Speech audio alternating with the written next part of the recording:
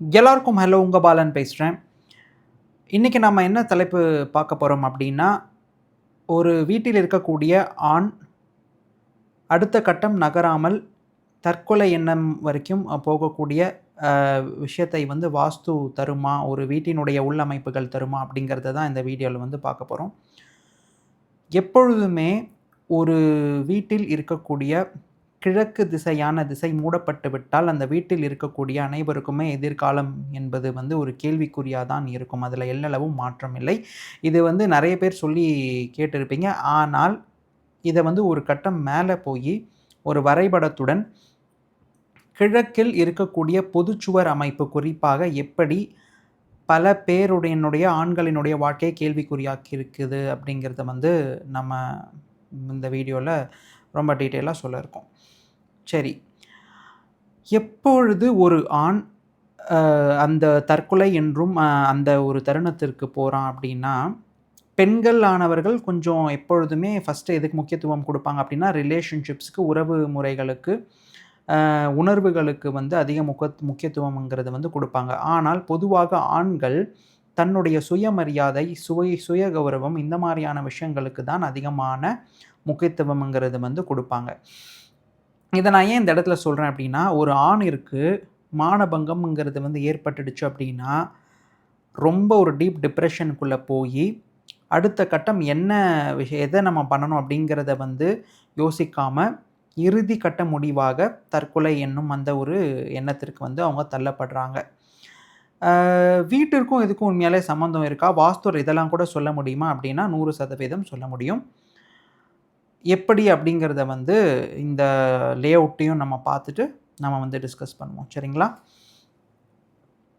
Okay. இங்க நான் என்ன குடுத்துருக்கேன் அப்படின்னா, ஆ ஒரு 3 வீடு எப்படி தன்னுடைய மெயின் வால்ஸ வந்து காமனா ஷேர் பண்ணுது அப்படிங்கிறத தான் வந்து குடுத்துருக்கேன். இங்க பாருங்க, இது வந்து ஜஸ்ட் ஒரு ரெப்ரசன்டேட்டிவ் இமேஜ். இதிலருந்து எந்த ஒரு ரெஃபரன்ஸும் நீங்க எடுக்கக்கூடாது. ஏன்னா, இதில இருக்கக்கூடிய வாஸ்து அமைப்புகள் வந்து சரியில்லாத ஒரு நிலைமையில தான் வந்து இருக்கு. இதில இருக்கக்கூடிய டைமென்ஷன்ஸ்லேருந்து எல்லாமே தவறு தான். இது சும்மா ஒரு ரெப்ரசன்டேஷனுக்காக மட்டும் தான் நான் இங்க குடுத்துருக்கேன். பொதுவா இந்த மாரி வீடுகள வந்து நீங்க எல்லாரும் பார்க்க நேரிட்டுருக்கும். எப்படின்னா, தொடர்ந்து ஒரு வீடு ஒட்டி இன்னொரு வீடுங்கிறது வந்து இருக்கும். பொதுவா இப்போ நம்ம இந்த வீடு எடுத்துக்கிட்டோம் அப்படின்னா, இந்த வீட்டினுடைய கிழக்கு பகுதி, இந்த வீட்டினுடைய மேற்கு பகுதியோட ஒட்டி இருக்கும். ஒண்ணுமே நம்மளால பண்ண முடியாது. அதே மாதிரி தான் இங்கேயும். இந்த வீட்டினுடைய கிழக்கு பகுதி வந்து பார்த்தீங்கன்னா, இந்த வீட்டினுடைய மேற்கு பகுதியில வந்து இந்த மாரி ஒட்டி தான் இருக்கும். சரிங்களா? இதுதான் கிழக்கு பொதுச்சுவர் அப்படிங்கிறத வந்து நம்ம சொல்றோம். இந்த மாரியான வீடுகள் அ இருக்குமே ஆயின், அங்க நம்ம மிக உறுதியாக சொல்லலாம். அங்க அந்த வீட்ல வசிக்கக்கூடிய நபர்களை பொறுத்து, இந்த வீட்டில் ஆண்கள் வசித்தார்களேயானால், அவர்களுக்கு எதிர்காலம் என்ற ஒரு விஷயமே வந்து இங்கே கம்ப்ளீட்டா மட்டுப்பட்டுவிடும் என்பதில் கொஞ்சம் கூட ஐயமில்லை. இத நான் ஏன் சொல்றேன் அப்டின்னா, சமீப காலமா வந்த கன்சல்டேஷன்ஸ்ல தற்கொலை எண்ணம் வரைக்கும் நான் யோசிச்சுட்டேன் சார். எனக்கு என்ன பண்றதுன்னே தெரியல. கை காலெல்லாம் முக்கியமா படபடப்பா இருக்கு அப்டிங்கிறத வந்து சொல்லுவாங்க. ஏன்னா, கிழக்கு திசைங்கிறது வந்து சூரிய ஒளியை காட்டிலும் அத எதிர்காலத்தை குறிப்பது குறிக்குது அப்டிங்கிறதெல்லாம் வந்து நெறைய பேர் சொல்லிட்டாங்க ஆல்ரெடி. அது எல்லாத்தையும் தாண்டியும், கிழக்கு திசை எந்த அஷ்டதிக்பாலரால் பார்க்கப்படுது? அங்க வந்து அஷ்டதிக்பாலர்களின் தத்துவத்தில கிழக்கு திசை யாரால் அ ஆளுமை செய்யப்படுது அப்படின்னு பார்த்தோம் அப்படின்னா, இந்திரன் அப்படின்னு சொல்லக்கூடிய தேவலோகத்துக்கெல்லாம் தேவன் அப்படின்னு சொல்லக்கூடிய இந்திரனினால் தான் கிழக்கு திசைங்கிறது வந்து ஆளப்படுது. அந்த இந்திரியம்னு சொல்லக்கூடிய அ ஒரு ஆணினுடைய விந்து தன்மையை தீர்மானிக்கக்கூடிய ஒரு திசையாக கிழக்கு திசைங்கிறது வந்து வருது.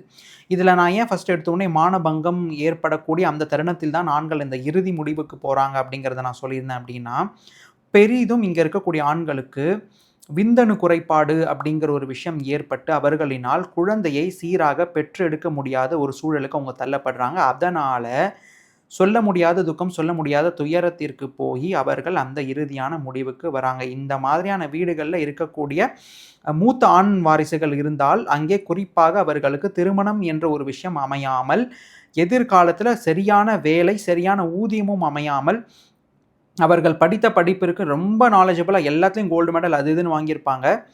ஆனா, ஒரு வேலைங்கிறது வந்து அவங்களுக்கு அமைந்திருக்கவே இருக்காது. புரியுதுங்களா? அந்த புருஷ லட்சணம்னு சொல்றாங்க இல்லையா? வாழ்க்கையில் எதிர்காலம் என்பதே ஒரு கேள்விக்குறியாக இருக்கக்கூடிய ஒரு அமைப்பில கொண்டு போய் இந்த மாரியான வீடுகள்ங்கிறது வந்து விட்டுரும்.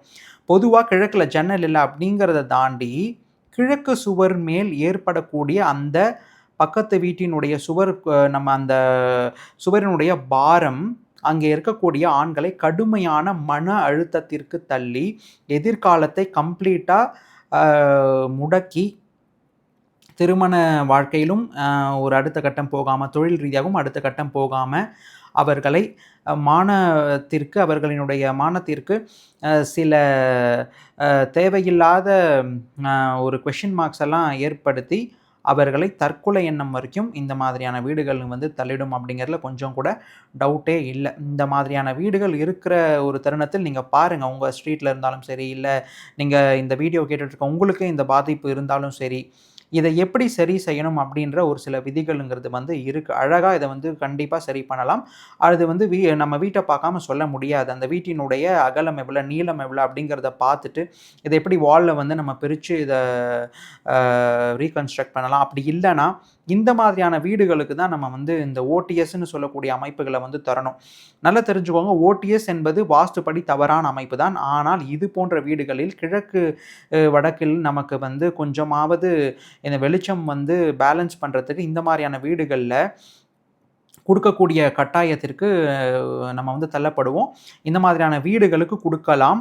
ஆனால், அதில் நெறைய உபவிதிகள் இருக்கு. சரிங்களா? இப்போ இந்த மாதிரியான வீடுகளுக்கு ஓடிஎஸ்லாம் குடுத்தீங்க அப்டின்னா, எப்படி குடுக்கணும்? எந்த திசையில குடுக்கணும்? வெறும் வடகிழக்குல மட்டும் குடுக்கணுமா? இல்ல தென்கிழக்குல மட்டும் குடுக்கணுமா? இல்ல வடமேற்குல குடுக்கணுமா? இல்ல மொத்த திசைக்கும் குடுக்கணுமா? அந்த வீட்டினுடைய தன்மை என்ன? இது எதையுமே ஆராயாமல் நம்மனால சொல்லவே முடியாது.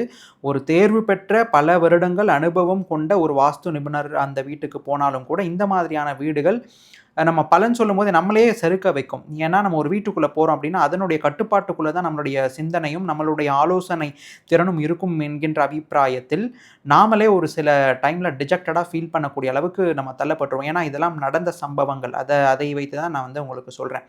ஸோ, ஒரு வீட்டினுடைய கிழக்கு பகுதி ஆண்களினுடைய வாழ்க்கையை எவ்வாறு தீர்மானிக்கும் என்று பல பேர் சொல்லியிருந்தாலும், அதில வரக்கூடிய நெறைய அமைப்புகள்ல ரொம்ப அதிதீவிரமான தற்கொலை எண்ணத்திற்கு வரைக்கும் தூண்டக்கூடிய ஒரு அமைப்பு எது அப்டின்னா, கிழக்கு உங்க வீட்டில் இருக்கக்கூடிய கிழக்கு சுவர் பக்கத்து வீட்டினுடைய மேற்கு சுவரோட பொதுவாக ஷேர் பண்ணப்பட்டிருந்தது. கொஞ்சம் கூட காலி இடம் இல்லாமல் அப்டின்னா, அந்த மாரியான வீடுகள்ல தான் இந்த மாரி அதிதீவிரமான முடிவுகளுக்கு ஆண்கள் தள்ளப்படுவார்கள். சரிங்களா? அ இந்த மாதிரி நெறைய வீடியோஸ்ங்கிறது வந்து வரும். வாழ்க்கையில நம்ம கடக்கக்கூடிய பல பல பகுதிகளுக்கும், நெறைய விஷயங்களுக்கும், முக்கியமா நாம் எதிர்கொள்ளக்கூடிய நெறைய பிரச்சனைகளுக்கும் வாஸ்து ரீதியா என்னென்ன தொடர்பு இருக்கு அப்படிங்கிறத வந்து நம்ம நெறைய குடுப்போம். Until then stay tune, take care. உங்களிடமிருந்து இனிதே விடைபெறுவது உங்கள் பாலன்.